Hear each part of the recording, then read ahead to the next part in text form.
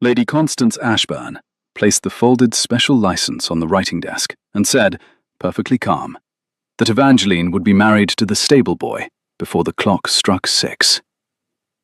The words did not register. They could not.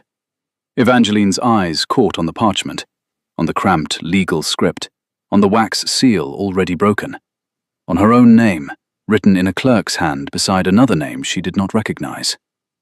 The morning light through the drawing-room window fell across the desk in a long, yellow bar, and inside that bar, the paper lay as innocent as a receipt from a milliner. "I do not understand," Evangeline said.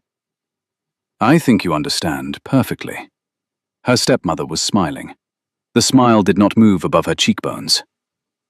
"Lord Moresby made me a gracious offer. You refused him. You made a scene at the Pulteney ballroom and have, apparently, developed a talent for humiliating this family. I have spared you the necessity of refusing again."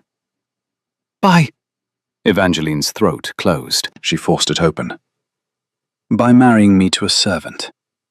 By marrying you to someone who will never again cost me an invitation." Lady Constance tapped one finger against the license, light as a pianist striking a single note. "His name is on the paper. I had the clerk write it in for you.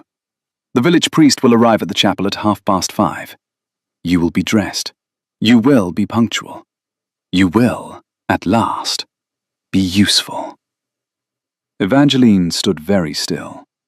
She had learned the trick of stillness at 13, the first winter after her father's death, the first time Lady Constance had struck her across the mouth for correcting her French.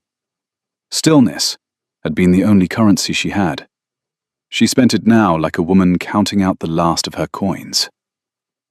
"I will refuse." "You may refuse." Her stepmother rose from the chair and crossed to the bell pull. She did not ring it yet. "Refuse, and Mrs. Parry will be in Fleet Prison before Sunday morning." The room did not change, but Evangeline felt the floor tilt beneath her slippers. She reached one hand out, almost to the edge of the desk, and did not let the hand actually touch the wood. Stillness. Stillness was all she had. "Mrs. Parry is 68 years old." "Yes." Lady Constance allowed her fingers to rest on the bell-pull's silk. "And her son was an unfortunate creditor of this family, and the debt, which I have been so very patient about, has come due. I have the papers in the top drawer of that desk. They are already signed by the magistrate. It wants only my name beneath his." "You cannot." "I can. I can sign them and send them to Reading by the 4 o'clock post, and Mrs. Parry will be arrested in her kitchen tomorrow. Or," Lady Constance smiled again, with only her mouth, "you can dress and come to the chapel at the appointed hour, and allow this household to finally return to the respectability it has been denied since your father so inconveniently passed." Evangeline did not look at the license on the desk. She looked at the little carved rosewood clock on the mantel, which her father had wound every Sunday morning of her childhood, and which had marked the hours of every misery of the last 10 years, without noticing one of them. "Who is he?" she asked. "Who is whom?" "The man on the paper." "Oh, Luke Smith. He has been in our stables for 2 months. I'm told he is competent. I'm told very little else." Lady Constance flicked the license closed. "He has already agreed." "You purchased him?" "I paid him £10 and a recommendation to a London household. He was grateful. Servants so rarely are. I found it refreshing." Evangeline allowed herself, at last, to place her palm flat against the desk. She could feel the grain of the wood through the cold of her skin. She counted. Not from 1, she had given up on 1, but from 5, backward, as her old music master had taught her to do before a difficult passage. 5, 4, 3, 2. "I will dress," she said. "I knew you would. You have always been practical, when pushed." Lady Constance moved toward the door. "Harriet will be your witness. The priest is my cousin's and discreet. We will confine the news to household records. I have no interest in making a public matter of it. Not yet." I will consider what to announce after the ceremony. After. After. Her stepmother paused at the door. And Evangeline, should you, at any point in the next 4 hours, believe that refusal would be interesting, remember that Mrs. Parry made your porridge this morning. She is a small woman. Fleet is not kind to small women. The door closed with a soft click that sounded, in Evangeline's skull, like a musket's hammer pulled back. She did not weep. She did not sit. She walked, instead, to the window, and pressed her forehead against the cold glass, and looked out across the April garden, the box hedges just breaking into new green, the first hawthorn in bud against the south wall, a thrush fussing somewhere in the yew walk beyond the sundial. And she tried, for exactly 7 breaths, to find one single thing in the visible world that Lady Constance did not yet own. She could not. Beyond the window, the gardener's boy was wheeling a barrow of cut turf along the gravel, whistling an Irish tune off-key. A wood pigeon on the roof of the dovecote called twice, paused, called again. The light was the particular honeyed yellow of early spring, thin, clean, ungenerous, and it lay across the lawn in the long, exact bar that a servant's hand had drawn, year after year, between the shutters of a house that once had been her father's. Evangeline held her breath. The taste at the back of her mouth was metallic, faintly sweet. She had tasted it every morning for 8 months in her tea, and had been told by her stepmother that it was the character of the Ashburn well. She understood now, with the small, sickening precision of an arithmetic problem solved too late, that the well had been innocent. The window was cold, the glass was uneven, an old, wavy pane, full of bubbles, and through it the garden rippled slightly, as if seen through water. She could feel a draught along the sill, the edge of April still clinging to the stone. Somewhere in the house a clock chimed the half-hour. Another clock, further off, followed 3 seconds behind. They had been out of time since she was 12, and she had never before noticed that the staff had stopped correcting them. The stables. She would be married in the stables. She closed her eyes. She counted the draught against her cheek. She counted the thrush. She counted, under her breath, from 5 backward to 1, and then from 5 backward to 1 again. And when she opened her eyes, the quality of the light in the bar across the writing desk had not altered, and neither had the license, and neither, Evangeline discovered, had she. She walked to the chapel at 5:20 through the gravel court that ran along the south side of the stable yard, because it was the shortest way, and she had promised herself she would not stretch the hour. The sun was still above the elms. Its light fell in long, slanted planes across the gravel, warm where it reached her shoulders, cold at her hands. She carried no gloves. She had not been able to find gloves, her stepmother having removed her dressing room keys that morning. And her fingers were white at the knuckles where they held the little pasteboard prayer book that Harriet had pressed into her hand at the foot of the stairs without saying a word. The wind came up from the south.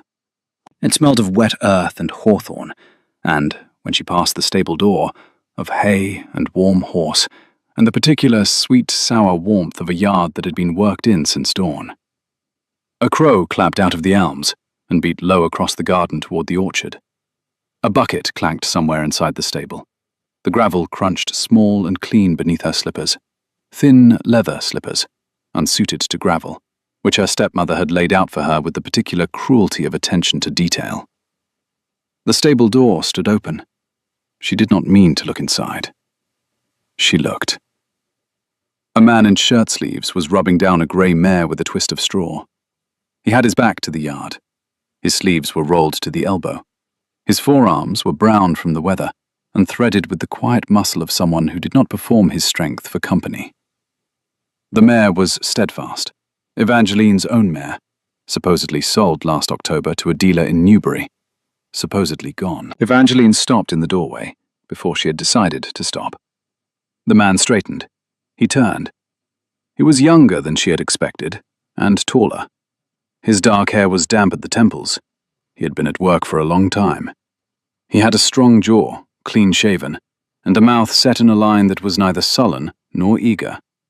His eyes, when they found her, were the color of weather, a slow, grave, iron grey, and they registered her without surprise. "Miss Ashburn." His voice was low. It had, at the edges, the flat vowels of a West Country lad. Under that, something else, something she could not place. She could not answer. She looked at him, and at Steadfast, and at the mare's soft nose pressed against the man's shoulder as if the two of them had a standing arrangement. She thought, absurdly, she lied about the mare, too. "I will see you in the chapel," the man said, and he returned to his work. She walked the rest of the way without feeling the gravel beneath her feet. The sound of her own heartbeat, high, light, uneven, took the place of the gravel in her hearing. The hawthorn by the chapel door was already in bloom, a small explosion of cream against the dark yew behind it, and the scent of it, meadow-sweet, almond-edged, obscurely nuptial, met her at the porch. She stood for a moment in the porch, with her hand on the iron ring of the chapel door, and looked back across the yard. The stable door was closed again. The shaft of late sun lay unbroken across the gravel where no man, apparently, stood. She pushed the chapel door open. The hinges complained. The sound of the hinges, for some reason, was the sound that steadied her. The chapel was the old one, the stone Norman chapel at the edge of the home park, whose roof her father had re-leaded the year before he was taken, whose brass her mother had polished every Easter of her married life. The priest was an elderly man with a stammer, borrowed from a parish 3 counties away. Harriet Ashburn, Lady Constance's cousin, 22 and chinless and adoring, stood in the front pew already, holding a prayer book upside down. Evangeline entered in the lavender muslin she had worn to her mother's funeral. She had not been permitted to change it. The license was on the altar. Her stepmother was on the left-hand side of the aisle, seated, smiling. There were 3 candles. There were no flowers. "Dearly beloved," the priest began, and coughed, and began again. The man, Luke Smith, the stable hand, her husband in 7 minutes, came through the side door in a plain, dark coat that did not quite fit across the shoulders. He had washed his hands and combed his hair flat. He did not look at Lady Constance. He looked at Evangeline, briefly, and then at the priest, and then at the stone floor in front of him. Evangeline stood beside him at the altar rail. She could smell clean linen and saddle soap, and very faintly, the meadowsweet that grew wild in the stable yard drain. His hand, when the priest asked for it, was calloused across the palm and along the ridge of the thumb. It was warm. It did not tremble. Hers did, and he closed his fingers around hers firmly enough to still them. "I, Luke Smith. I, Evangeline Mary. To have and to hold. From this day forward." Lady Constance laughed, once, quietly, as the priest fumbled the ring. It was not Evangeline's mother's ring. It was a thin band of plain gold Harriet had been sent to purchase that afternoon from the village silversmith. Luke slid it onto Evangeline's finger. His gaze touched hers, flat and dark and utterly composed, and then dropped again to the stone. "You may," the priest began.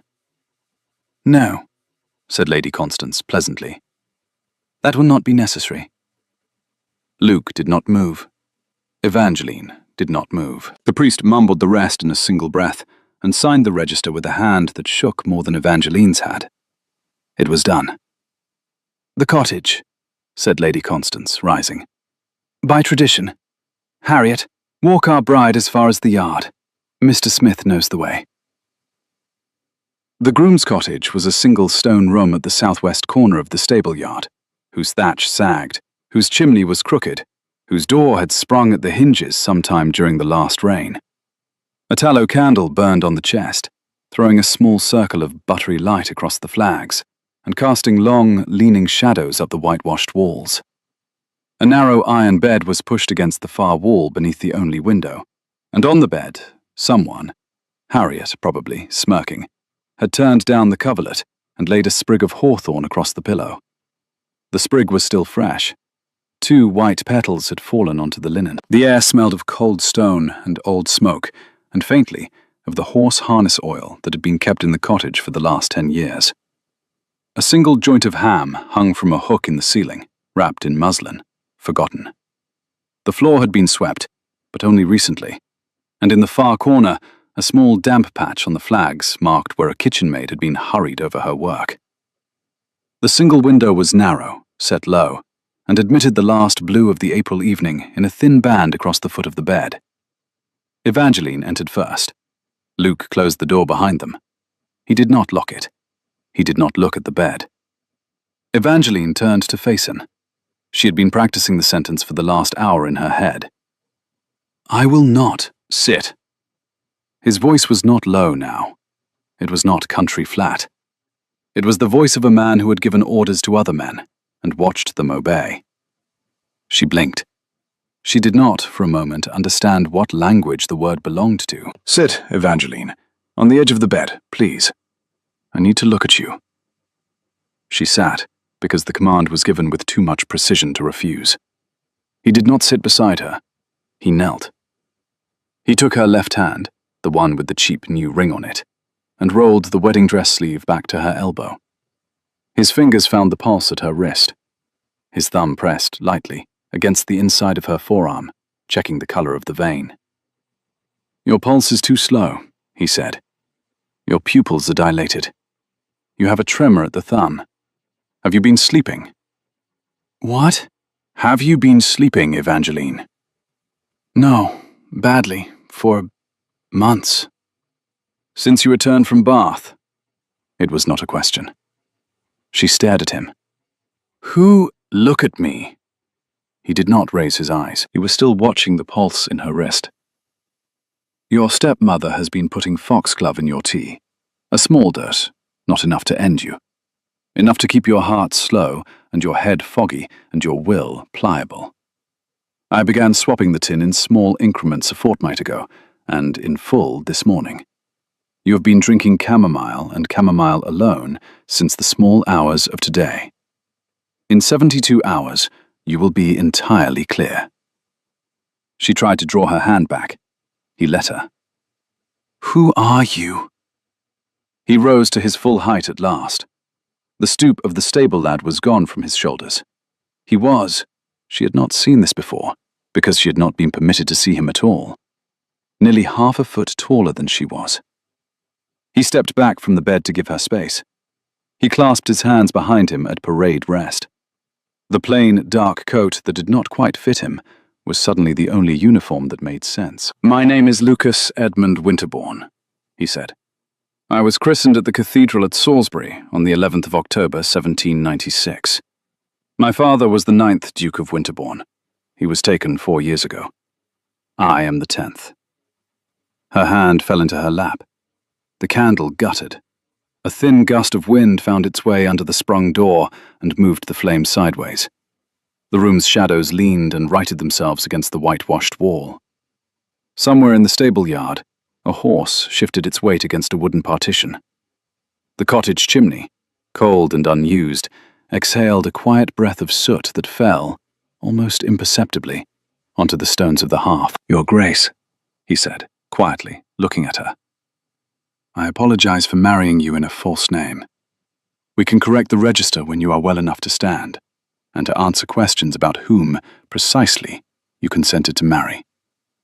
I will not touch you tonight. I will not touch you any night you have not asked me to. But you are, as of a quarter of an hour ago, the Duchess of Winterbourne.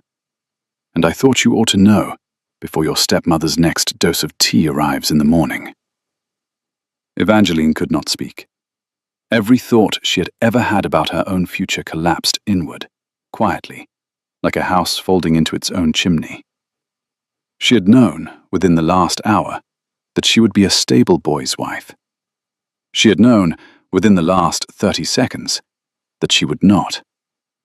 In between, her life had rearranged its furniture, and now she sat in the middle of an altered room with no idea which wall had moved. Outside, the mare, steadfast, not sold to Newbury after all, whickered softly against the stable wall, as if she too had been part of this for longer than anyone had told her. The April evening had cooled. The last blue band across the foot of the bed had deepened to an ink-dark indigo. The candle's flame steadied. The small room held its breath. He did not move from where he stood. He waited. He had the patience of a man accustomed to standing in cold rooms for reasons other men did not understand. "You are mad," Evangeline said, finally, because it was the only sentence her mouth could manage. "I have been called worse by more competent persons." He reached inside his coat and withdrew a folded paper, which he laid on the lid of the chest where the tallow candle guttered. "My commission as the 10th Duke, signed and sealed. You may read it in whatever light you prefer.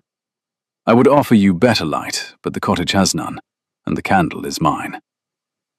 "If you are—" Her voice caught. She cleared it. "If you are a duke, Mr. Winterbourne, what in the name of every saint are you doing in my stepmother's stables, rubbing down my mare?"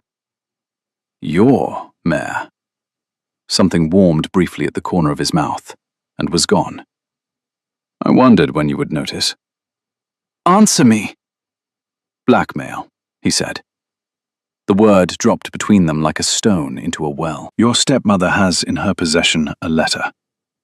He spoke quickly now, without decoration, like a man reporting to a superior officer. "A forged letter, written on genuine Winterbourne paper, in a reasonable imitation of my father's hand. It claims that he fathered an illegitimate child with your stepmother's late sister, Felicia. It is an elaborate lie. My father was at Malta the month the child was supposedly conceived, and the Admiralty can prove it. But your stepmother has been threatening my mother with its publication for 9 months. She has demanded £30,000, payable in 3 installments, with a letter of credit on the firm of Coutts in November." "My 30,000? "The first installment is due the 1st of June. My mother is 63 and ill with a weak heart. If that letter were printed in the London papers, she would be in her grave by Michaelmas. I know this. Your stepmother knows this. She has built the entire extortion on that certainty." Evangeline placed one hand flat against the counterpane. She looked at the crooked chimney. She looked at the paper on the chest. She did not look at him. "And you came here," she said, "to steal the letter?" "To find it, yes, and to identify whoever helped her forge it. There was a clerk in my father's London household who disappeared last summer. I believe he wrote it, and I believe he is long since in the ground. I have been working as a stable hand for 64 days. I have searched 32 rooms of this house under various pretenses. I have not yet found the original. I suspect it is kept on her person." "Why did you not simply have her arrested?" "On the accusation of a dowager duchess who cannot testify without confirming the lie exists. Your stepmother is not a clever woman, Evangeline, but she has been extraordinarily careful about that one letter. My magistrate in Reading requires the original to act." "So you waited?" "So I waited." He did not look away. "And then I saw you." She looked at him at last. "I came back from Bath in February," he said. "You came back from Bath in February. You walked across the courtyard on the afternoon of the 14th, wearing a grey pelisse and carrying a music folder, and a kitchen maid met you at the door with a cup of tea, and I watched you drink it. I watched you again 2 hours later. The pallor, the tremor, the slowness of the pupils. I knew the signs. My father's second wife had an aunt who was poisoned by a cook in 1814 by this exact method. The cook hanged for it. I went to the kitchen that evening and tasted the tin. I tasted the chamomile. I tasted the other tin, marked the same, in a different cupboard. I have been swapping them since." Her mouth was dry. "Why?" "Why what?" "Why swap the tins? Why keep me alive? You did not know me." He held her gaze. "Because no one deserves to be poisoned by increments in a house that was once her father's," he said. "And because, Evangeline, I did not know you. And then I watched you across a courtyard for a fortnight, and after that it would have been inconvenient to stand by and watch you die." He said it as a man reported weather. No softening, no apology. She found she could not look away. "The marriage," she said. "Explain it." "She meant to cheapen your name. Hers, too. But she would pay that cost to ruin you. She meant to isolate you legally. Once you had married a servant, any claim you might have made on the Ashburn estate as your father's daughter would dissolve. Once you were in this cottage, she could poison you, openly, and the household would assume the grief of an unequal match.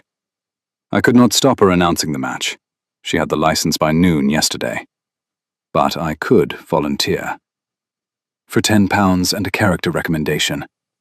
For my name on that license." He nodded once at the paper. "I am, as of 5:30 this afternoon, your lawful husband in the record of every assize in the kingdom.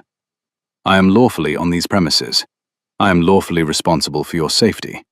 I have lawful cause to seize any document that endangers my wife. And at 5:30 tomorrow, I will cease to be Luke Smith, stable hand, and begin to be the Duke of Winterbourne, in whose name your stepmother will be in a cell by Whitsun, if you will help me." Evangeline drew a long breath and let it out slowly. "If I will help you. If you will trust me," he said. "I took your name this afternoon without warning you. I will not do it a second time. From this hour forward, Evangeline, you know everything I know when I know it. I promise that. I do not promise gently. I promise plainly. Will you agree?" She did not answer immediately. She looked at the candle. She looked at the paper on the chest, which lay there with its wax seal half in shadow, the Winterbourne coat of arms pressed into the red wax in a fine, precise relief.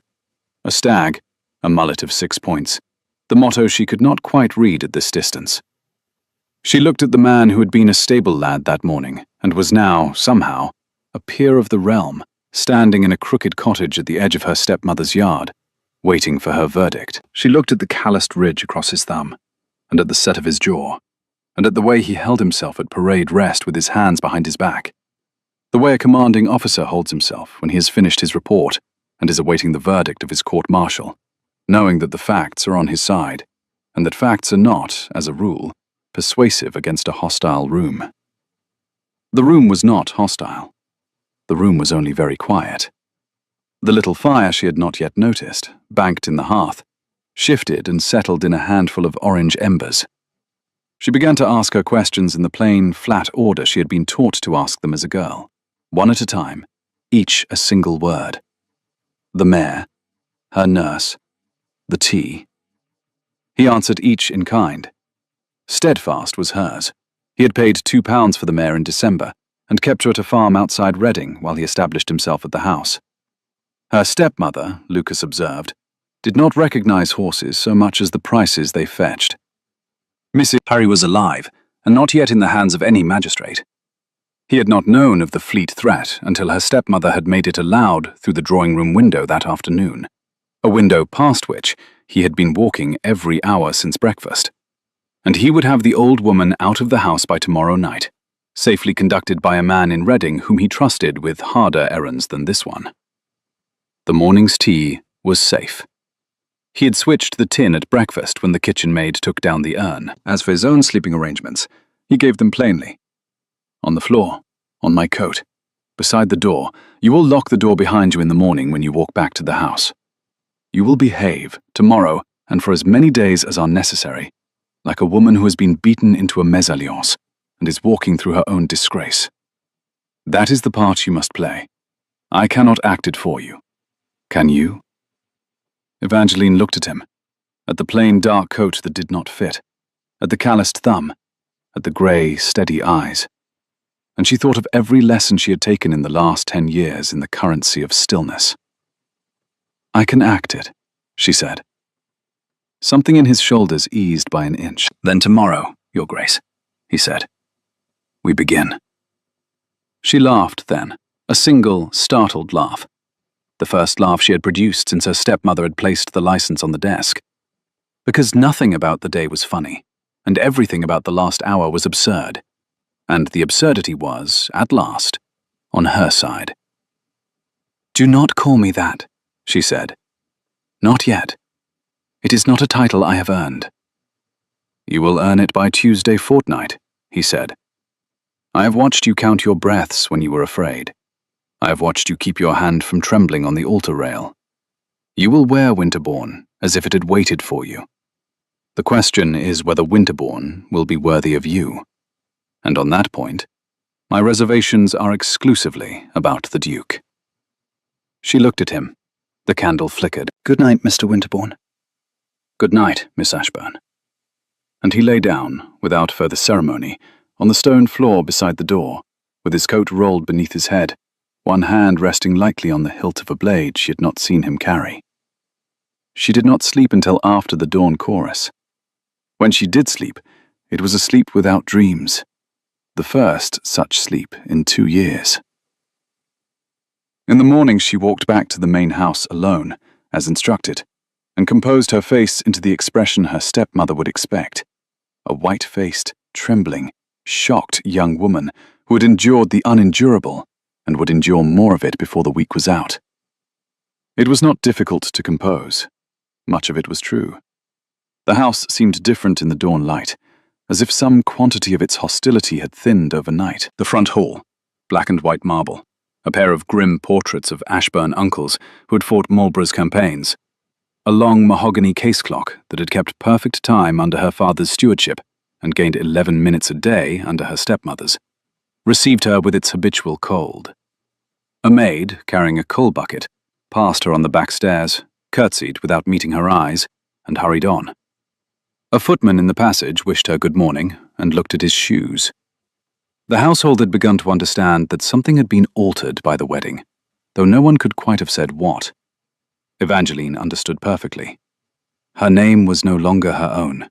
Her identity had been reassigned, without ceremony, to a duke asleep on a cottage floor with a blade under his head. Her stepmother did not yet know this.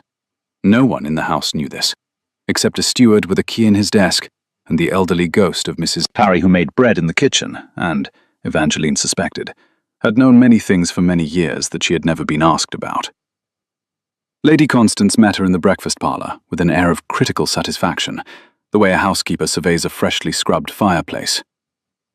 "You are punctual," her stepmother observed. "I had hoped you would be. Harriet, pour your cousin a cup of tea." Harriet, who had been feeding bread to the little terrier under the table, rose to pour. Evangeline accepted the cup. She looked into the pale brown liquid, and was entirely certain, in a way she could not have explained, that Lucas, the Duke, her husband, had switched this cup's leaves as well. The certainty was not a thought. It was a pressure at the back of her neck, as if another pair of eyes had steadied themselves there from outside. "I trust," said her stepmother, "that the night passed without incident?" "The night passed. I do not require details. I require the acquiescence of your manner in company. You will take the dog-cart to church on Sunday. You will sit in the family pew. You will acknowledge no one who speaks to you, and you will speak to no one. I will describe the marriage, when the matter becomes public, as a painful necessity. The household will support that story, because the household depends on my goodwill. Am I clear?" "Yes." "Good." Lady Constance returned her attention to the newspaper. "You may go. Your Smith will be kept in the stables. The cottage will, henceforward, be locked during daylight hours. I will consider, in a week or so, whether to discharge him, and where to pack you." Evangeline rose and curtsied. It was the curtsy her governess had taught her at 8, the curtsy of a young lady addressing an elder woman of superior station, correct to the inch, full of the poison of pure manners. Lady Constance, who had never in her life noticed poisoned manners, did not notice these. Evangeline left the breakfast parlour, and, in the passage outside it, allowed herself one breath. One. Then she walked on. She did not see Lucas that morning. She saw Steadfast when she passed the stable yard on her way to post a letter to an aunt in Yorkshire who had not answered her in 3 years and would not answer her now.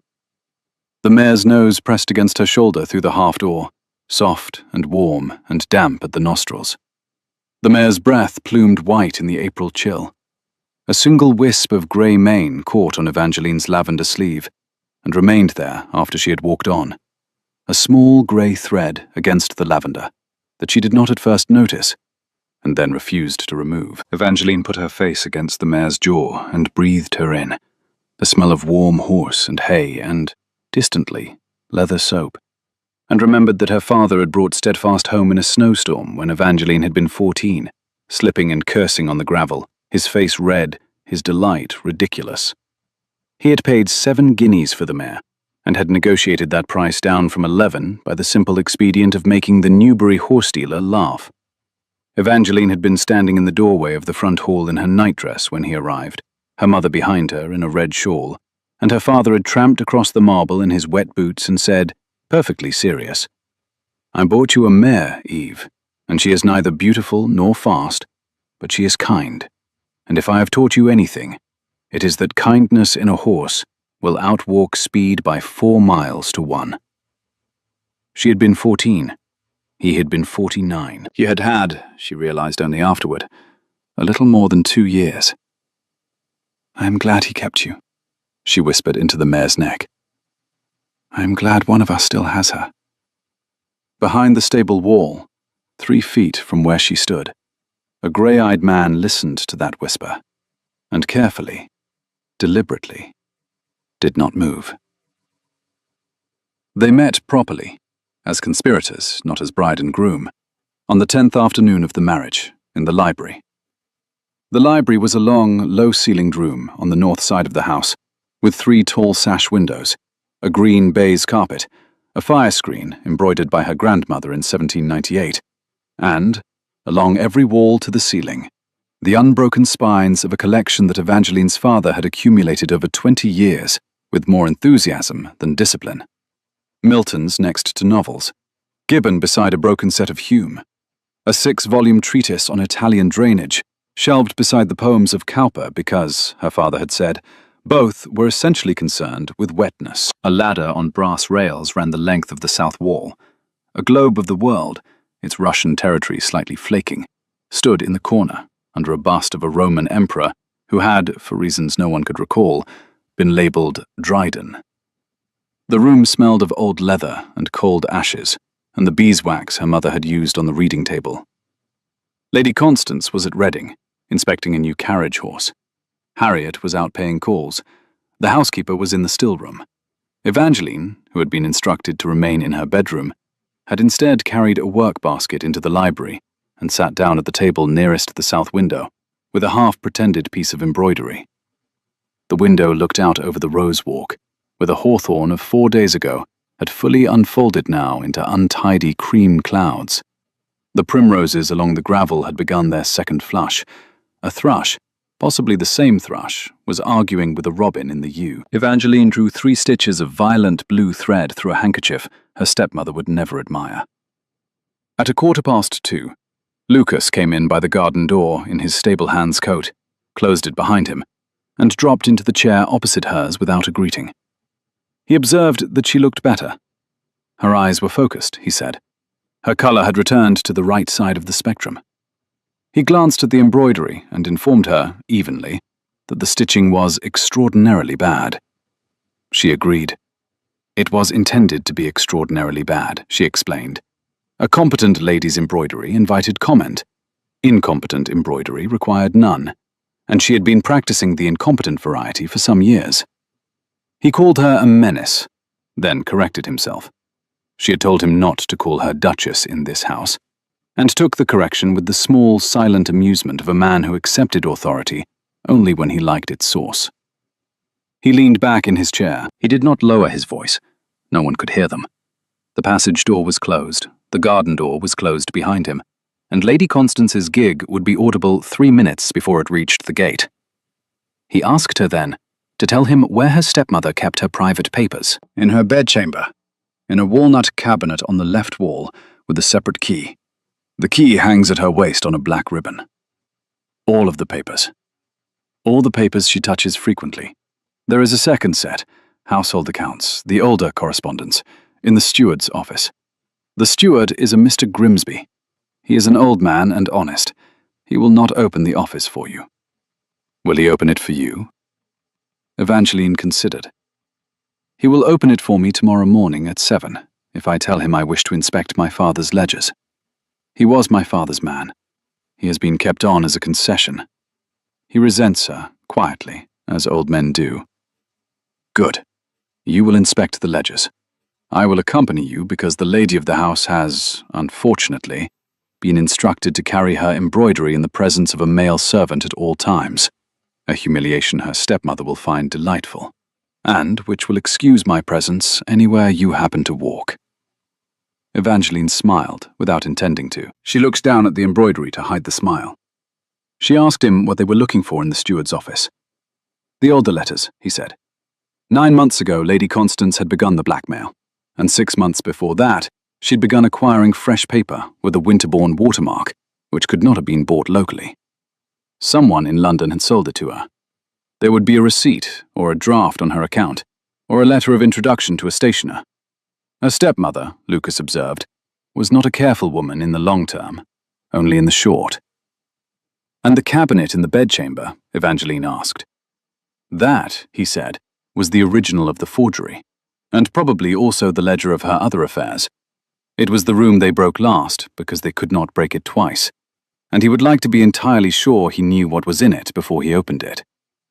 He had not broken into a room, he admitted, since 1816. He was not entirely out of practice, but he preferred to be thorough. She asked what he had been doing in 1816. Burgling a Frenchman in Vienna, he told her, as a man remarks on the weather.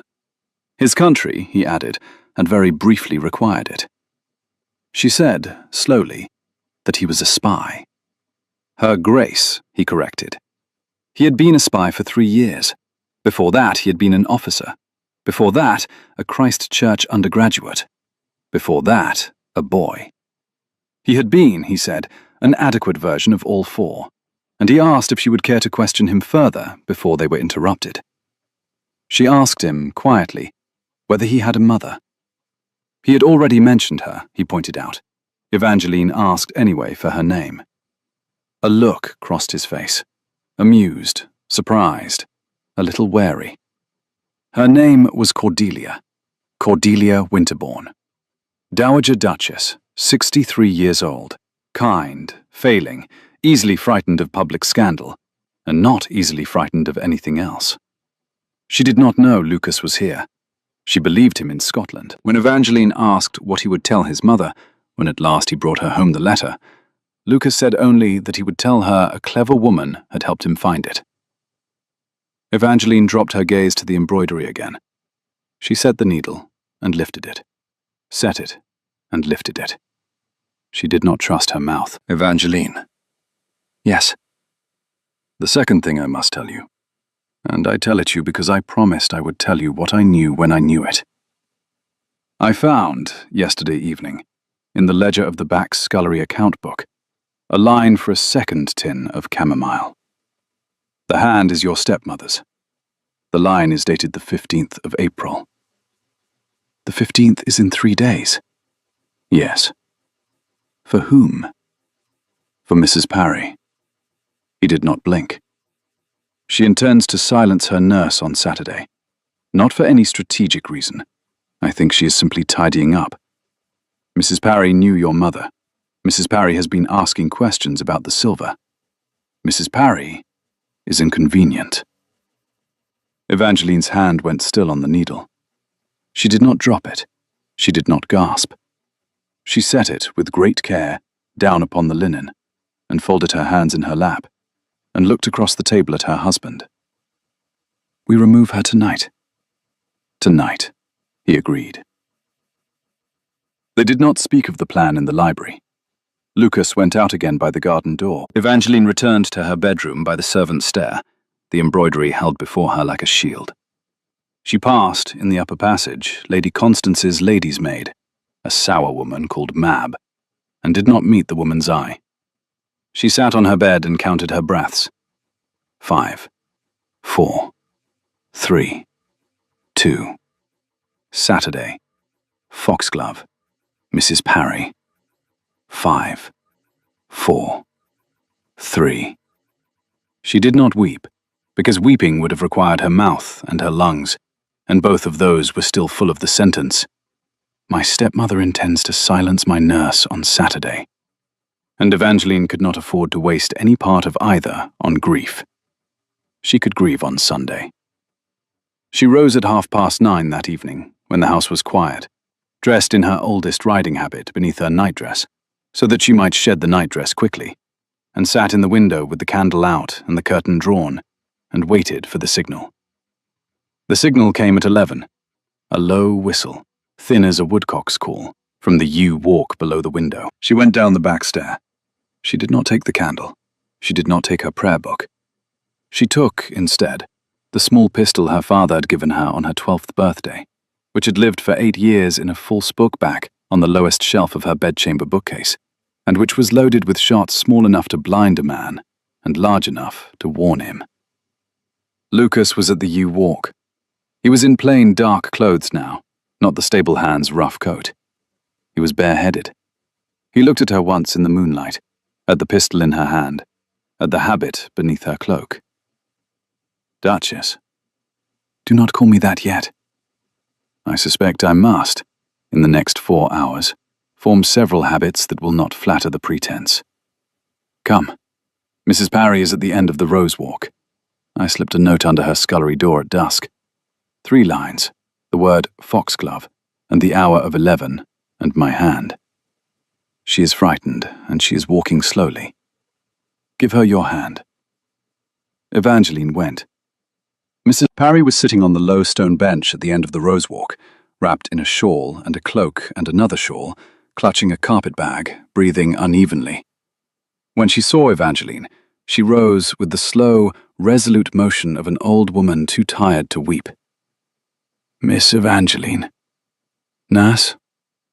Mrs. Parry looked at her, at the dark cloak, at the pistol, at the man in the shadow of the yew, and then back to her face. Are we running? She said. We are running. Good. Mrs. Parry transferred the carpet bag to her left hand and took Evangeline's with her right. I was hoping we might be. I have been waiting these 3 months. Lucas lifted the bag from the old woman's left hand without asking, and walked with them down the rose walk toward the dark lane beyond the hedge. A chaise waited in the lane. Lucas's own chaise, it transpired, brought up from a farm in the next parish, whose tenant Lucas had quietly paid £30 of Winterbourne coin to keep the thing ready. The horses were his.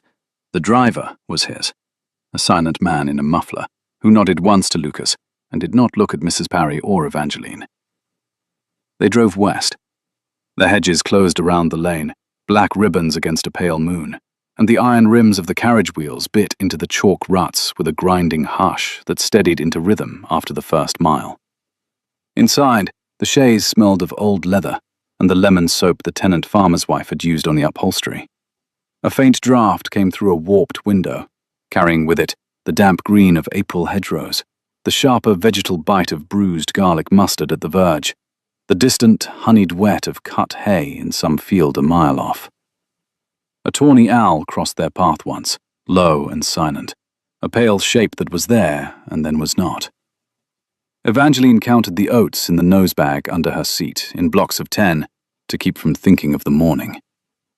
They drove, Lucas said, for the house of a magistrate he trusted, a Mr. Pelham of Reading, who had been a colonel under Lucas's father's cousin during the French wars, and who still, at 70, kept a loaded pistol in his writing desk and signed warrants with a hand that did not shake.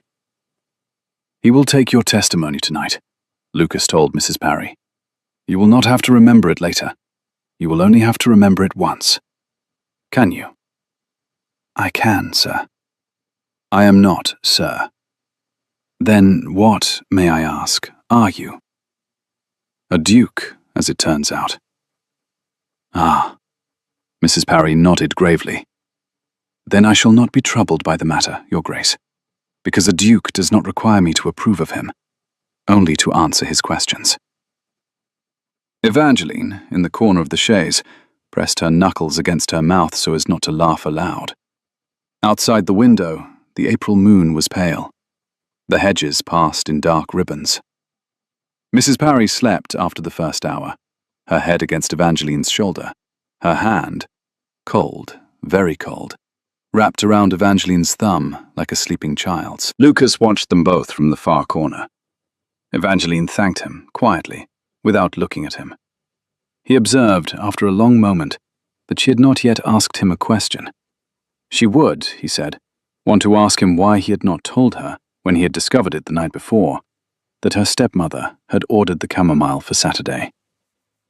She had not asked it. He answered it anyway. He had wanted to move the pieces in the correct order, to have the chaise here first, the magistrate warned, the timing of the lane clear. He could have told her at 9 in the morning. He had told her at 2. He apologized, and the apology was given in the voice he had used all night, flat, careful, entirely without ornament. Evangeline looked, for the first time since the chaise had left the lane, directly at him across the dim interior. She said, evenly, that he was not to withhold a thing of that kind from her ever again, not even if he believed the withholding to be a form of protection, and she required of him that he promise it in the name he had given her in the cottage the first night. He promised. By Winterbourne, he said.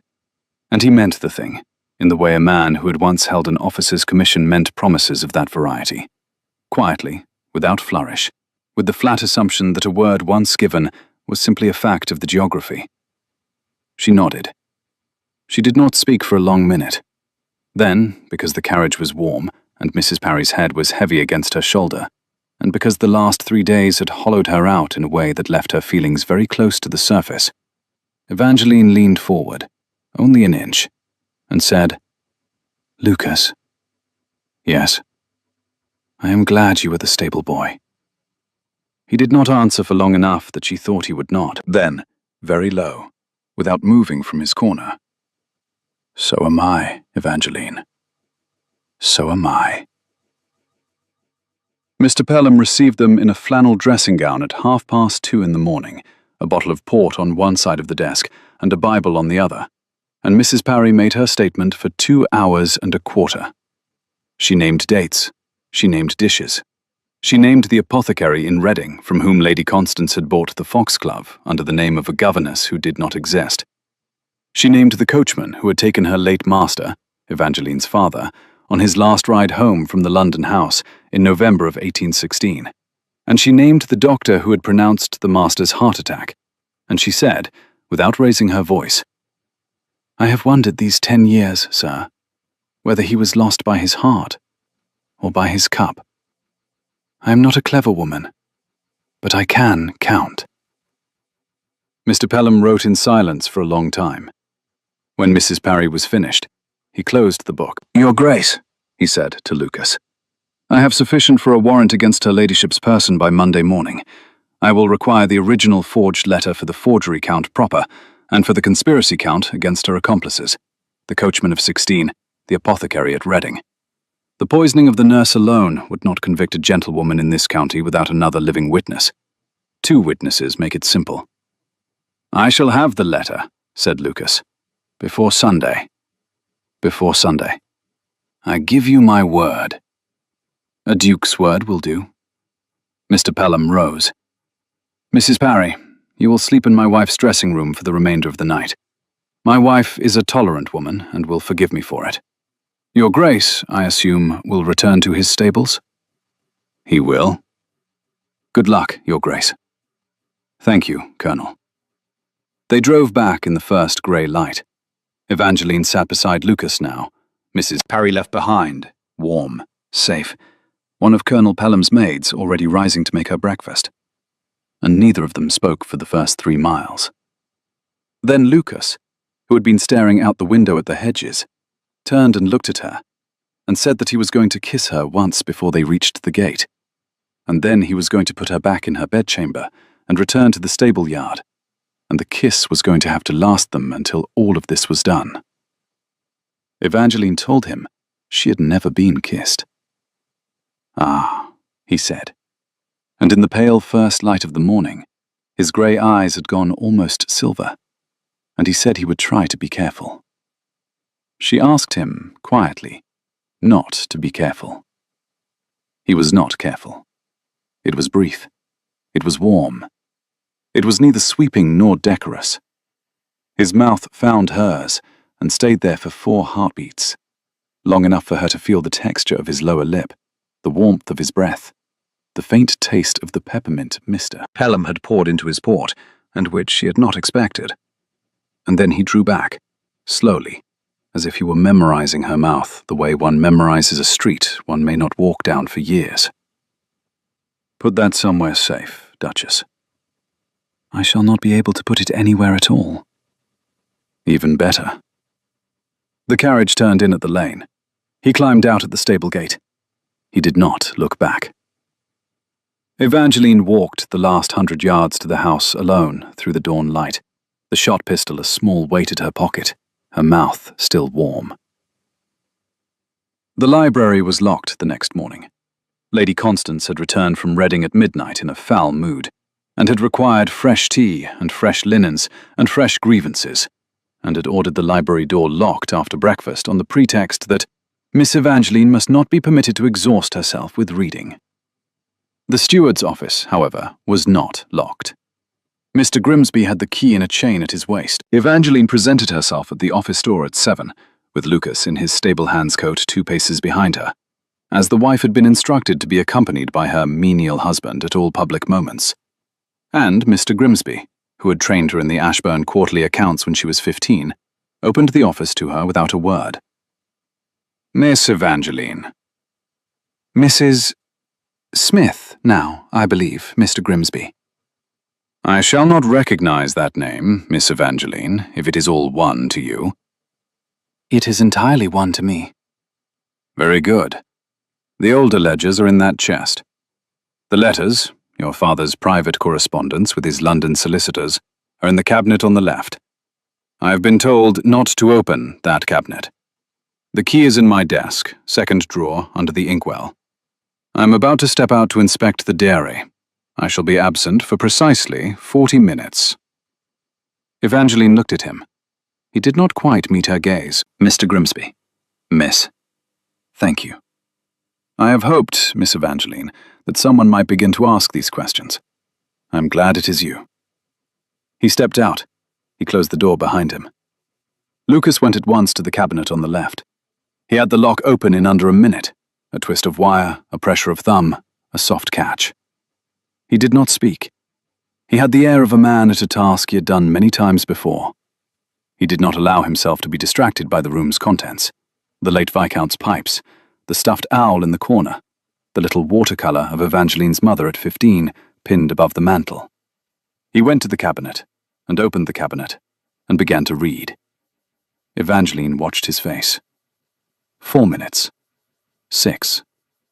He pulled a slender bundle of folded letters from a leather folio, glanced at 2, nodded once, tied them again with their cord, and slipped them into his coat. He opened a second folder. He took 2 receipts. He closed the folio. He closed the cabinet. He locked the cabinet. He stepped back. "We have the stationer," he said, "and the first of the receipts she paid for the forgery. Now the original. The bedchamber cabinet. Yes. Tomorrow night, while she is at the assembly." "Tomorrow night." He nodded. "She will be out from 7 until midnight. Harriet will go with her. The lady's maid, Mab, will be in the servants' hall from 8 to 9, because the cook's son is returning from Oxford, and the kitchen will drink his health. That is our window. An hour, possibly 70 minutes. I will go with you." "You will?" He looked at her. "I had begun to assume you would." "Good." She shook out her skirts. "I hope you did not imagine, Your Grace, that I intended to sit in this house and embroider badly. I imagined you would embroider even worse while doing other things simultaneously. I have revised upward each morning. Try not to be charming. It undercuts my ability to pretend to be terrorized. Noted, Miss Ashburn." Mr. Grimsby was returning from his dairy inspection, which had gone well. The cows, he reported in his mild, quiet way, were thriving. Evangeline thanked him and walked out of the office with her work basket over her arm, and her husband 3 respectful paces behind her.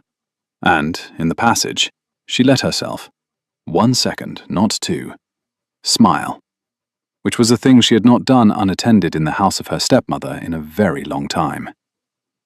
She spent the remainder of the morning, and most of the afternoon, walking around the garden with Harriet, who did not stop speaking about a new bonnet and a cousin in Bath, and a problem of the right quantity of ostrich feather, and Evangeline, who was entirely unable to think, found the uninterrupted flow of Harriet's nothing to be strangely restful. She counted dandelions. She counted the buds on the hawthorn. She counted the number of times Harriet said the phrase, "the most absolute torment," in a single sentence. 7. And did not feel the afternoon pass at all. The sun set at 7:20. The house was lit at 8. At 9 she climbed the stairs to her bedchamber, carrying a cup of chocolate she did not intend to drink, and set it, precisely, on the marble top of her washstand. She stood at the window for a long time. The moon was 3 days past full, and hung slightly lopsided above the yew. In the stable yard across the court, a small square of warm light, the candle in the crooked cottage, which she had told herself she would not look for, burned steadily through the thin linen of the cottage curtain. She watched it for 7 breaths. She told herself that she was counting her breathing because her physician had once told her that a regular breath steadied the pulse. Both of these claims were untrue. She was counting because it was the only way she could prevent herself from going downstairs and out across the courtyard and across the yard and through the cottage door. And the prevention was the part of herself, at that moment, that she most needed to keep. They danced around each other for the next 4 days, with a formality neither of them felt and both of them respected. Lucas did not come to the house. Evangeline did not go to the stables. Once, at dusk, crossing the yard to the kitchen garden on a pretext involving herbs, she saw him saddling steadfast for exercise, and did not stop. He did not stop either, but his hand paused for 1 quarter beat on the girth as she walked by, and Evangeline, who had learned to read the silences of a house, felt the quarter beat against her spine for the next hour. The assembly was at Reading. Lady Constance dressed in a puce silk she had worn 12 times previously, and a spray of garnets borrowed from a friend she had not spoken to in 5 years. Harriet wore primrose. The carriage departed at 6:15, in a quantity of fuss that required 3 servants to compose. By 7, the house was quiet. By 7:30, Mab had gone to the kitchen. By 8:20, Evangeline was at the door of Lady Constance's bedchamber, in her house slippers, a single candle in her hand, and Lucas was behind her in his boots, and neither of them was breathing loudly. The bedchamber was warm and smelled of rose water and unwashed pillows. The walnut cabinet stood on the left wall, as Evangeline had described. Dark wood, brass-bound, a small oval lock. Lucas knelt before it. 3 minutes, he murmured. It took him 5. The lock was, he muttered once, fitted against precisely the variety of wire he had brought. Lady Constance had had it replaced, sometime in the last year, with a more competent mechanism than the original. He worked without haste. Evangeline watched the door. At 5 minutes, the lock turned. He opened the cabinet. Inside, a stack of papers tied with ribbon, a small velvet pouch, a ledger bound in red morocco. Lucas went first for the pouch, opened it, shook it into his palm, and then, softly, inhaled. Evangeline. Yes? Come here. She came. She looked. In his palm lay a gold ring, delicate, engraved with the Ashburn griffin, the inside band inscribed in a small hand, "For Anne, from John, 1794. Her mother's ring. The ring Lady Constance had told her 5 Christmases ago had been lost during a move to the London house. Evangeline's throat did something she could not describe. "Keep it," she said. "Now? Put it in your pocket. I will wear it when this is over." He put it in his pocket. The next thing he took was the red ledger. He opened it. He turned 3 pages. He stopped. "The household accounts are one set," he said. "This is the other, her private." "What is in it?" "Payments." His mouth thinned. To the coachman who drove your father in November 16.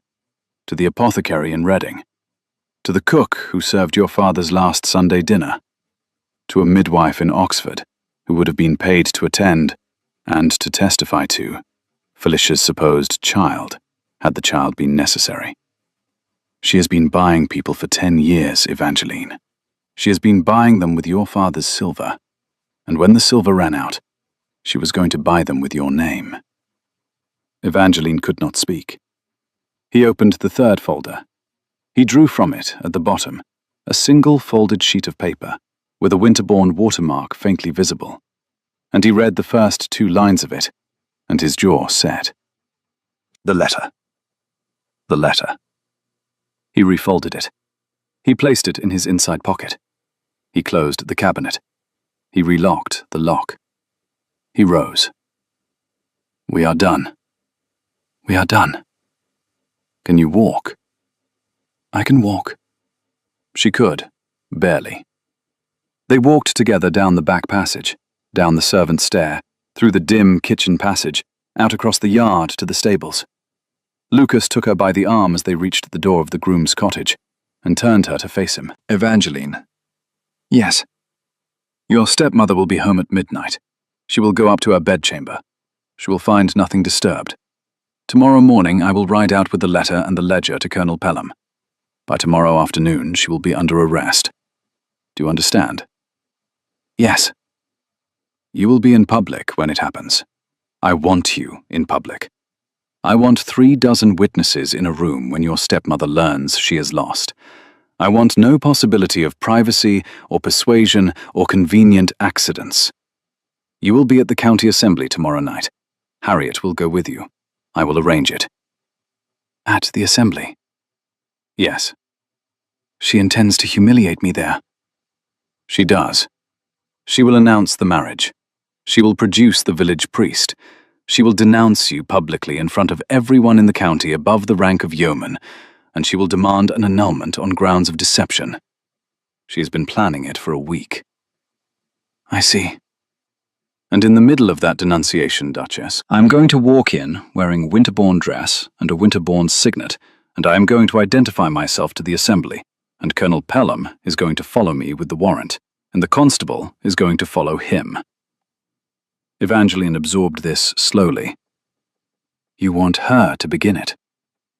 I want her in full flight when it lands. I want her audience watching her mouth when the warrant crosses the threshold. She has spent 10 years building a reputation among these people. I want them to watch the reputation die in a single minute. That is cruel. It is precise. Yes. Evangeline drew a breath. Yes. Let it be precise. He took her hand, briefly, without ceremony, as a commander grips the hand of an officer before a charge, and released it. Sleep, Evangeline. I shall not sleep. Sleep anyway. Your stepmother will be watching you tomorrow. I want her to see a terrified young bride. I cannot give you a terrified young bride if you arrive with shadows under your eyes. She will notice shadows and assume you are plotting. I am plotting. Yes, but she must not suspect. Evangeline nodded once. He opened the door of the main house's back passage for her, ushered her through, and closed it. She went to bed. She did not sleep, but she lay very still, with her mother's ring now hidden beneath her pillow, because he had, in the dark between the cottage and the house, slipped it there without a word. And stillness, by dawn, was something very close to rest. The Reading County Assembly Ball was held in the upper rooms of the Pelham Arms. Yes, Mr. Pelham's family had been a Reading family before they were a magistrate's family, and by 8 o'clock the floor was full of local gentry sweating through the quadrille under a crystal chandelier that had last been washed in 1817. The heat of 70 bodies rose to the plaster ceiling and condensed there in long, dim stripes between the gilded panels. Wax from the chandelier's 36 candles dripped onto the head of Sir Arthur Dewy's nephew, who had been positioned, as every year, directly beneath the most profligate of them. A footman circled periodically with a small silver shield to intercept the wax. The musicians, a first violin from Oxford, a pianist from Reading, a cellist whose name was always announced differently in the program, occupied a raised dais at the far end of the room, their music stands decorated with posies of primrose. The air tasted of candle grease, of a sweet young lady's orange water perfume, of the particular vegetable note of 70 people who had walked upstairs in silk stockings on a warm April evening. Lady Constance arrived in puce silk and her borrowed garnets at 8:15. Harriet wore primrose. Evangeline, by her stepmother's arrangement, wore a severe grey silk that was intended to make her look like a convalescent widow. She wore, additionally, at her wrist, the small shot pistol in a silken reticule. Lady Constance placed her at the edge of the ballroom beside the pianoforte and stepped forward into the room with the genial assurance of a woman who was about to do a good evening's work. She worked the room carefully for the first 3/4 of an hour. She greeted Lady Mornay. She spoke at length to Sir Arthur Dewey. She acknowledged the vicar's wife. She waited. Evangeline could feel her waiting, for the room to thicken with enough witnesses to make the announcement land. At 9:15, Lady Constance raised her voice slightly, not shouting, only enough. "My friends, if I might beg one moment of your indulgence." The dancers slowed. The quadrille finished in a ragged bar. The musicians, at Lady Constance's signal, laid down their instruments. "I must, with a heavy heart, announce a private matter which has become, by accident of our small society, a public one. My stepdaughter, Evangeline Ashburn, last Tuesday fortnight, married, without my consent, and in defiance of every rule of decency, a young man in my stables, a Mr. Luke Smith. He is, I believe, of Somerset. I have been, for these last 10 days, too grieved to speak of the matter. I speak of it now only because a persistent rumour, put about, I understand, by certain of my staff, has begun to suggest that this marriage was blessed and should be recognized, and that I myself—" She paused. She was a consummate performer. She let the pause stretch, was complicit. "I must, in simple defense of my own character, state plainly that the marriage was an elopement, conducted without my knowledge, that my stepdaughter has been under my roof these 10 days, not as a bride, but as a convalescent suffering from nervous exhaustion, and that the marriage, being an elopement of an heiress with a servant, is invalid by the terms of her late father's will, which forbids marriage below the station of gentleman without the trustee's consent, of which consent I am, to my sorrow, the living and only authority." The room was perfectly still. "I will not press an annulment upon her, if she will consent to withdraw from society permanently. I have a cottage in Cumbria. She may live there, privately, with an allowance of 100 a year. The matter ends there. I ask only, that no one of you extend to her, in the days and years to come, the hospitality you have, with such kindness, extended to me." Lady Constance turned slowly to Evangeline. "My dear," she said, "do you understand?" Evangeline stepped forward. She did not raise her voice. She never raised her voice. She had given up the habit at 13. "I understand you perfectly, stepmother," she said. "I have understood you perfectly for some years. May I speak?" "I did not invite you to—" "I shall speak." Evangeline turned to face the room. "Ladies, gentlemen, some of you knew my father. 1 or 2 of you, I believe, knew my mother. My father was Viscount Ashburn. He was taken from us in November 1816 on the Oxford Road in his own carriage, the 7th day after he first complained to Mrs. Parry, our nurse, of a pain in his left arm and a strange taste in his morning chocolate. My stepmother had been married to him 3½ years. Lady Constance said sharply, "You will not!" "I shall. Mrs. Parry is at this moment in the house of Colonel Pelham, the magistrate, whose home many of you know. She gave a statement to the Colonel at 3 in the morning on the 13th of this month. In that statement, she testified that the cook serving my father his last meals was paid by my stepmother the sum of £12 on the 8th of November and the sum of £8 on the 15th. £12, ladies, is a great deal of money for a cook. The cook in question left this country for Ireland on the 23rd of November of that year, and has not since returned. A murmur, small, uncertain, began in the back of the room. In the 9 years since my father's death, my stepmother has sold the following from this house: the Ashburn silver, the second Van Dyck portrait, my grandmother's pearls, my mother's pianoforte, which many of you admired at the breakfasts my father used to give, and the grey mare my father brought home for me in 1812, which he had paid for personally, and which was entered in the estate book under my personal name, and not under the estate's.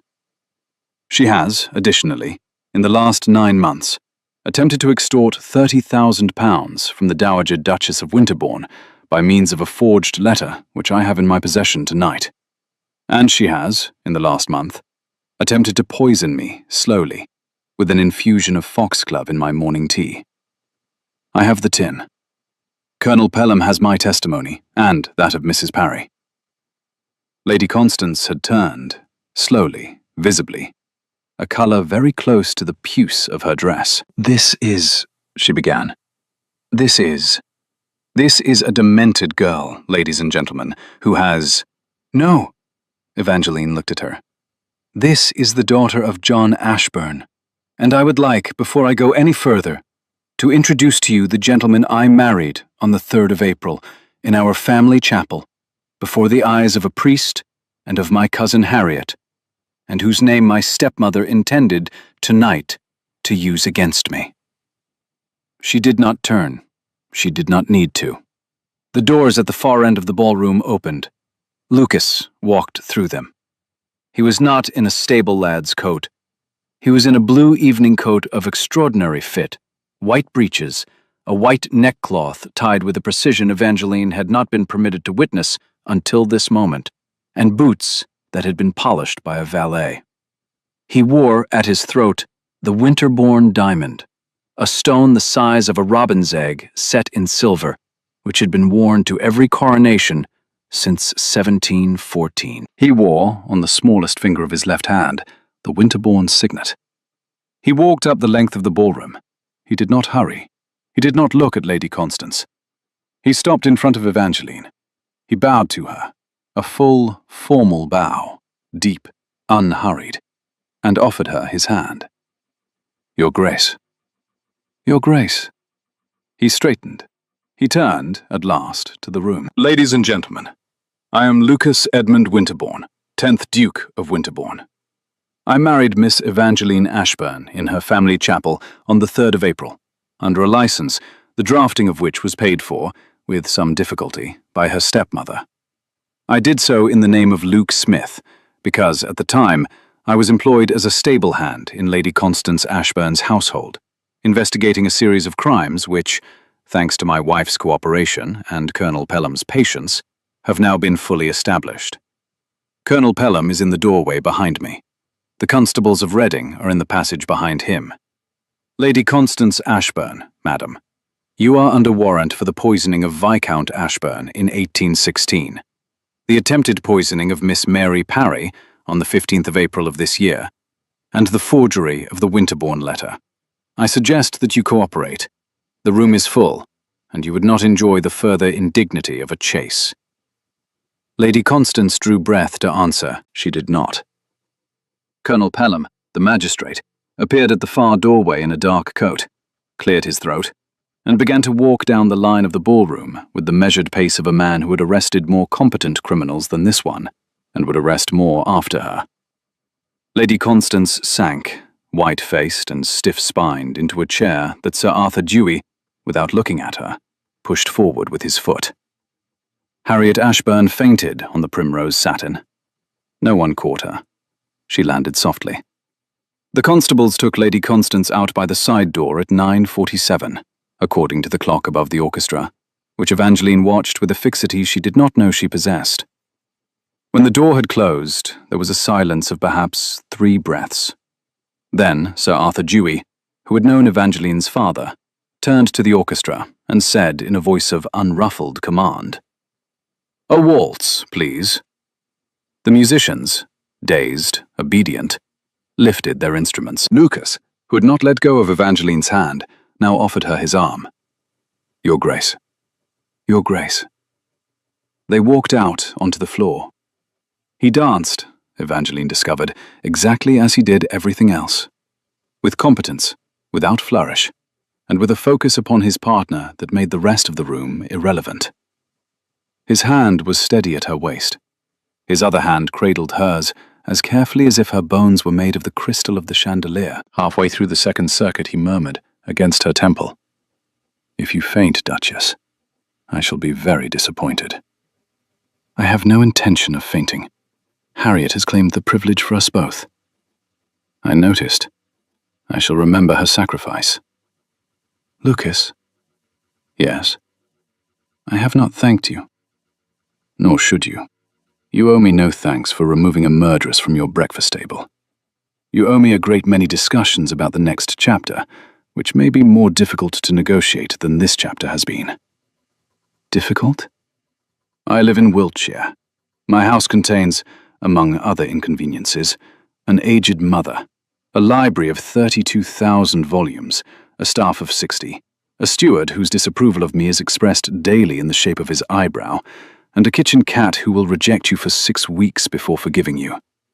You will find it all extremely inconvenient, and you will, I hope, run every part of it exactly as you please. I do not yet know how to run a duchy. No one does. One learns by running it badly and gradually less badly. I learned for 4 years. You may have a month or 2 on me." She laughed against his shoulder, in the middle of the waltz.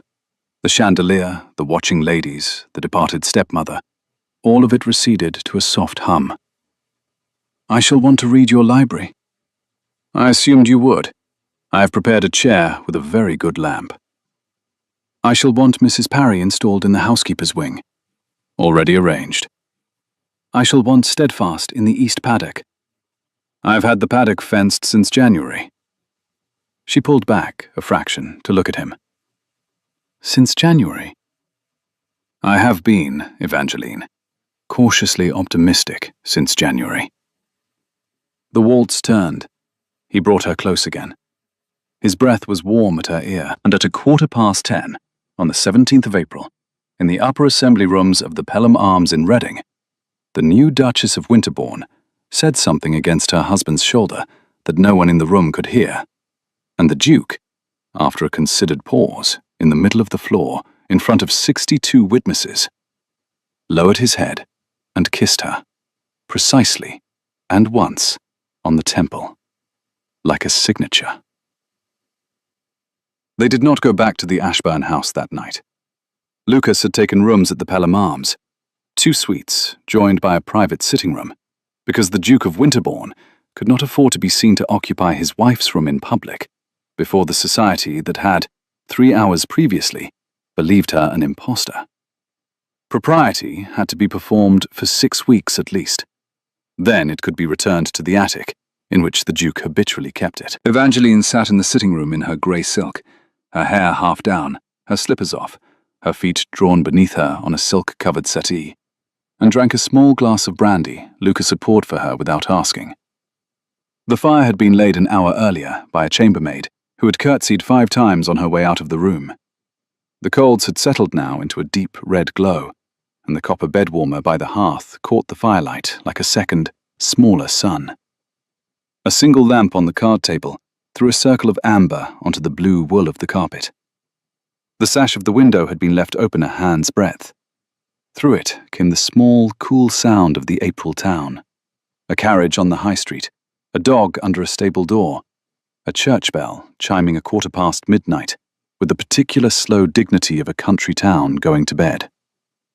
She said, experimentally, that she was a duchess. Lucas agreed she was. She said she did not yet know how to sign her new name. He told her she would practice. His mother would teach her, and his mother had 13 variations of the signature and a favorite for each day of the week. Evangeline lifted her glass and turned the firelight inside it. She said, slowly, that she had not thought about a mother-in-law in any practical sense. Lucas told her that his mother would adore her, that he had been writing to the Dowager since the 14th of February, that the Rose Suite on the 2nd floor had been under preparation since the 17th, and that his mother would certainly cry when she met her, because it was his mother's habit, and Evangeline was not to be alarmed by it. Evangeline turned the brandy glass in her fingers. She said his name. He waited. She reminded him, quietly, without looking up, of the promise he had made in the cottage on the first night, when he had said he would not touch her until she asked. He said he remembered. She asked if he had meant it. He said he had meant it. She asked if he still did. Every hour of every day since, Evangeline, you have only ever had to ask. She set the glass down on the small table beside the settee. I am asking, she said. He crossed the sitting room in 3 strides, knelt on the floor before the settee, for the second time in their marriage, for the second time in her life, and took her face between his hands. His thumbs grazed the line of her jaw with the same careful attention he had once used to test her pulse. He did not kiss her yet. He looked at her as a man who had waited a great distance for a thing and was determined not to hurry the arrival. Her name, when he said it, came out quietly. He asked her to say it again, and she did. She asked him, please, Your Grace, to touch her. I love you. His voice was low, very low and quite steady. I ought to have said it 11 days ago in the carriage. I ought to have said it 3 days ago in Colonel Pelham's drawing room. I ought to have said it tonight, on the floor of the assembly in the middle of the waltz. I was waiting for you to be free. You are free. I love you. She told him then that she loved him too. He began to say something else, the conditional form of a husband's warning, the old cavalry officer's voice resurfacing in his throat, and she cut him off with her own terms, set out plainly, in the manner of a steel rose drawing up the treaty of a peace she intended to keep. If she ever changed her mind, she would inform him. If he ever withheld the truth from her again, she would poison his tea. The rules of the marriage were simple, and they would not become complicated. Noted, Duchess. He kissed her. Not once. Not briefly. Not carefully. With, at last, the full weight of every week in which he had not permitted himself to kiss her at all. Her hands found the back of his neck. The brandy glass, untended on the small table, caught the firelight and threw it across the wall in a slow amber stripe. After a long time, a very long time, she found her mouth again.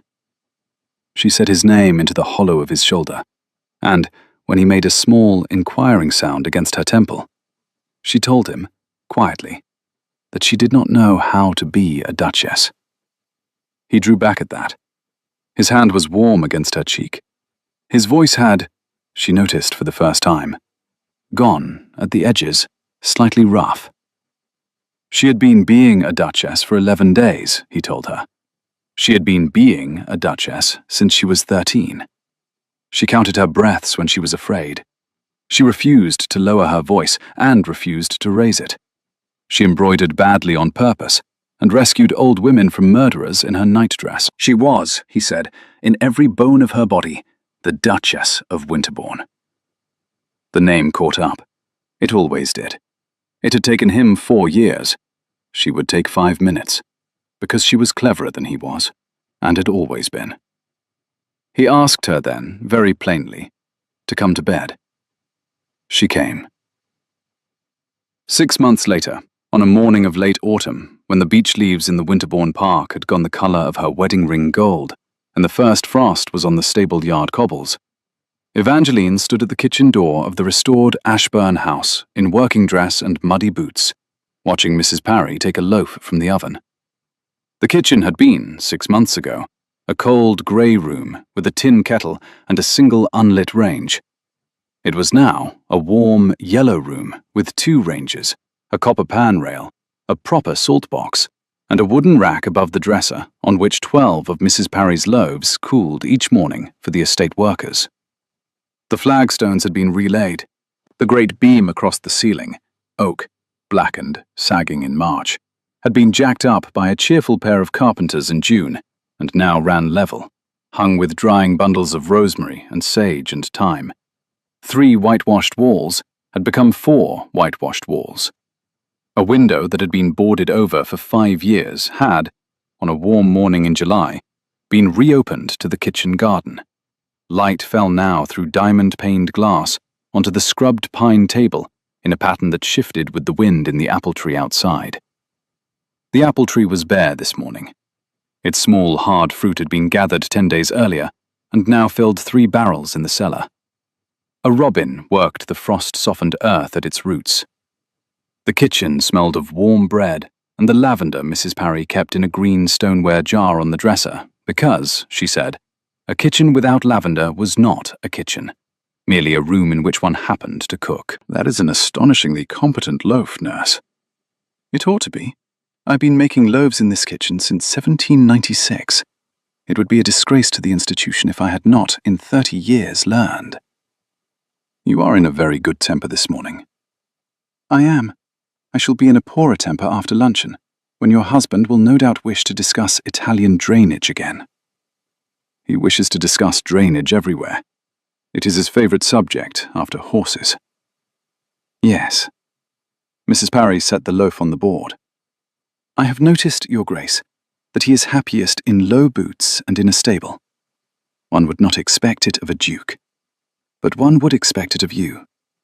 I take comfort in the match. Evangeline smiled. She did not answer.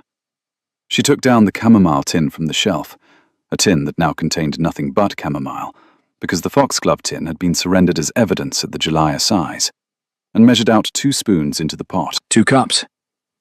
2 cups. You will be in from the paddock shortly, then? I expect so. He was. She heard his boots on the yard stone before she saw him. She did not turn. She was, she realized, counting. Not from 5 backward, which she had given up in April, but from 1 forward, which was a habit she was still learning, and which suited her much better. Evangeline. Lucas. He came in through the kitchen door, mud on his boots, the smell of the stables on his coat. His grey eyes caught the kitchen light.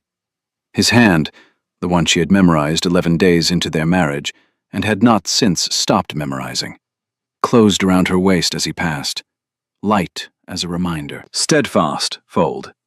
She did not. She did. Colt. Dark brown, a white blaze. She is a grey, and the colt is brown, and the groom is shocked. I am not shocked. His sire was a bay. When? 40 minutes ago. I came to fetch you. Mrs. Parry, may we steal the loaf, or will you pursue us with a wooden spoon? I shall pursue you only as far as the threshold, Your Grace. Take the loaf, take your wife, leave me the kettle. They took the loaf. They walked out through the back door and across the yard, past the low window of the crooked cottage that had once been a groom's and was now, by Evangeline's order, a small dry room for storing tack, and into the warm darkness of the stable, where Steadfast, 12 years old and entirely pleased with herself, stood over a small brown creature, folded like a wet umbrella on the straw. Evangeline knelt. The colt lifted a drenched, astonished head. "Hello," she said. Lucas knelt beside her. His shoulder brushed hers. The loaf of bread sat in a stable-yard mucking fork bucket between them, because they had both forgotten they were holding it, and neither had remembered where to put it. "Well, Duchess?" "Well, Your Grace." "What shall we call him?" She considered.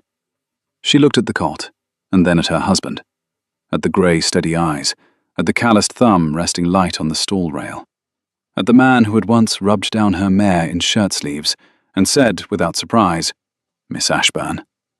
And she thought of a cottage in April, and a candle on a chest, and a single whispered word. "Grace," she said.